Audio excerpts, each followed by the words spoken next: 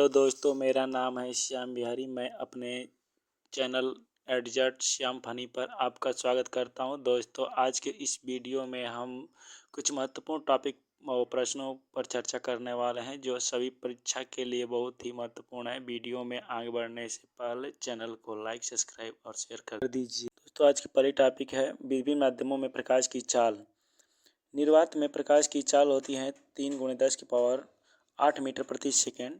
जल में प्रकाश की चाल होती है 2.25 × 10⁸ मीटर प्रति सेकेंड। कांच में प्रकाश की चाल होती है 2 × 10⁸ मीटर प्रति सेकेंड। नायलॉन में होती है 1.96 × 10⁸ मीटर प्रति सेकेंड। अगली टॉपिक है प्रमुख उपकरणों द्वारा ऊर्जा का रूपांतरण। विद्युत बल्ब विद्युत ऊर्जा को रासायनिक ऊर्जा में परिवर्तित करता है। विद्युत हीटर विद्युत ऊर्जा को ऊष्मा ऊर्जा में परिवर्तित करता है। लाउड स्पीकर विद्युत ऊर्जा को ध्वनि ऊर्जा में परिवर्तित करता है।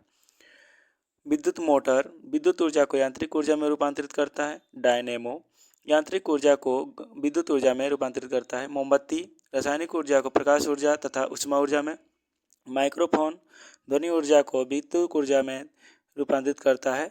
सोलर सेल सौर ऊर्जा को विद्युत ऊर्जा में रूपांतरित करता है।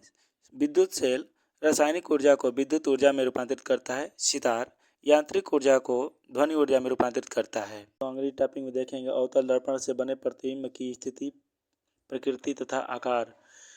अगर वस्तु अनंत पर रखी हो तो वस्तु की प्रकृति फोकस पर वास्तविक वस्तु से छोटा बनेगा। वस्तु वक्रता केंद्र तथा अनंत के बीच हो तो वक्रता केंद्र तथा फोकस के बीच वास्तविक उल्टा तथा वस्तु से छोटा बनेगा। वस्तु वक्रता केंद्र पर हो तो वस्तु की प्रतिबिंब वक्रता केंद्र पर वास्तविक उल्टा तथा वस्तु के बराबर बनेगा। वक्रता केंद्र तथा फोकस के बीच में हो तो वक्रता केंद्र तथा अनंत के बीच वास्तविक उल्टा तथा वस्तु से छोटा वस्तु से बड़ा बनेगा। अगर वस्तु फोकस पर हो तो वस्तु का प्रतिबिंब अनंत पर वास्तविक उल्टा तथा वस्तु से बड़ा बनेगा। अगर वस्तु फोकस तथा ध्रुव के बीच में हो तो वस्तु की प्रतिबिंब दर्पण के पीछे काल्पनिक सीधा। अगले टॉपिक में देखेंगे उत्तल दर्पण से बने प्रतिबिंब की स्थिति, प्रकृति तथा आकार। अगर वस्तु अनंत पर हो तो वस्तु की प्रतिबिंब फोकस पर काल्पनिक सीधा तथा वस्तु से छोटा बनेगा। वस्तु की स्थिति अगर ध्रुव तथा अनंत के बीच हो तो वस्तु का प्रतिबिंब दर्पण के पीछे ध्रुव तथा फोकस के बीच काल्पनिक सीधा तथा वस्तु से छोटा बनेगा। अगली टॉपिक में हम लेंस से देखेंगे उत्तल लेंस से बने प्रतिबिंब की स्थिति, प्रकृति तथा आकार। अगर वस्तु अनंत पर हो तो प्रतिबिंब की स्थिति दूसरी ओर फोकस पर वास्तविक उल्टा तथा वस्तु से छोटा। अगर वस्तु वक्रता केंद्र तथा अनंत के बीच में हो तो वस्तु की प्रतिबिंब लेंस की दूसरी ओर लेंस और वक्रता केंद्र के बीच वास्तविक उल्टा तथा वस्तु से छोटा बनेगा।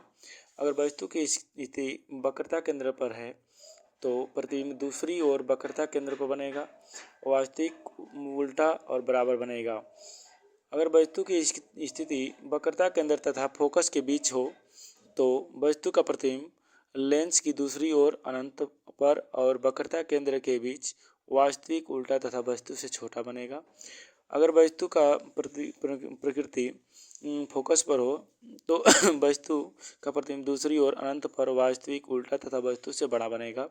अगर वस्तु की स्थिति फोकस तथा लेंस के बीच हो तो वस्तु की ओर काल्पनिक और सीधा तथा बड़ा प्रतिबिंब बनेगा। तो अभी तक चैनल को लाइक, सब्सक्राइब, शेयर नहीं किया है तो एक बार कर दीजिए। अब अगली टॉपिक में देखेंगे प्रमुख उत्प्रेरक एवं उनके उपयोग। लौह चूर्ण का प्रयोग अमोनिया गैस बनाने की हैबर विधि में करते हैं। प्लेटिनम चूर्ण का उपयोग सल्फ्यूरिक अम्ल बनाने की संपर्क विधि में करते हैं। निकिल का प्रयोग वनस्पति तेलों से कृत्रिम तेल बनाने में।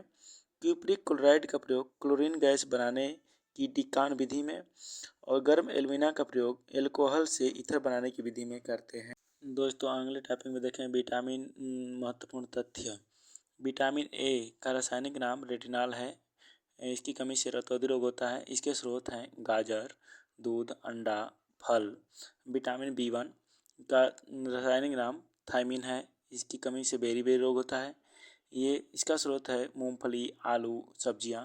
विटामिन B2 का रासायनिक नाम है राइबोफ्लाविन। इसकी कमी से त्वचा फटना, आँखों का रोग इत्यादि होता है। इसके स्रोत हैं अंडा, दूध, हरी सब्जियां। विटामिन B3 का वैज्ञानिक नाम है पैंटोथेनिक अम्ल। इसकी कमी से पैरों में जलन, बाल सफ़ेद। मांस, इसके स्रोत हैं मांस, दूध, मटर, मूंगफली। विटामिन B5 का रासायनिक नाम है निकेटिमाइड या नियासिन बोलते हैं। इसकी कमी से मानसिक विकार या पिलागरा रोग बोलते हैं। इसके स्रोत हैं मांस, मूंगफली, आलू। विटामिन B6 का रासायनिक नाम है पायरिडॉक्सिन। इसकी कमी से एनीमिया, त्वचा रोग, दूध, मांस, इसका स्रोत है सब्जी। ठीक है। अब विटामिन H या विटामिन B7 बोलते हैं इसको। इसका रासायनिक नाम है बायोटीन। इसकी कमी से बालों का झड़ना, चर्म रोग इत्यादि होता है। इसके स्रोत हैं ईस्ट, गेहूँ, अंडा। विटामिन B12 का रासायनिक नाम है साइनोकोबालामिन। इसकी कमी से एनीमिया रोग होता है और पांडु रोग होता है। इसके स्रोत है मांस, कलेजी, दूध। विटामिन C का रासायनिक नाम है एस्कॉर्बिक एसिड। एस्कॉर्बिक एसिड की कमी से स्कर्वी, मसूड़ों का फूलना या खून आना, दांत में खून आना होता है। इसके स्रोत हैं आंवला, नींबू, संतरा, नारंगी, खट्टे फल होते हैं। विटामिन डी का रासायनिक नाम है कैल्सीफेरॉल। इसकी कमी से रिकेट्स होता है और ये सूर्य के प्रकाश तथा दूध, अंडा में पाया जाता है। विटामिन E, इसका नाम है टेकोफेरॉल। इसकी कमी से जनन शक्ति में कमी होना। इसके स्रोत है हरी सब्जी, मक्खन और दूध। विटामिन के का रासायनिक नाम है फिलोक्विनिन और इसकी कमी से रक्त का थक्का न जमना। इसका स्रोत है टमाटर, हरी सब्जियां, दूध। दोस्तों चलिए कुछ इम्पोर्टेंट क्वेश्चन के बारे में बात कर लेते हैं जो कि हर एग्जाम में आते हैं। पृथ्वी का एकमात्र उपग्रह है चंद्रमा। अंतरिक्ष में तारामंडल की कुल संख्या है 88। सूर्य के सबसे नज़दीक का तारा है प्रॉक्सिमा सेंचुरी। वायु में कार्बन डाइऑक्साइड की मात्रा है 0.03%। वायुमंडल की सबसे ऊपरी परत है बहिर्मंडल। चंद्रमा के प्रकाश को पृथ्वी तक आने में लगता है समय 1.3 सेकेंड। चंद्रमा पृथ्वी की परिक्रमा करने में लगाता है समय 27.3 दिन।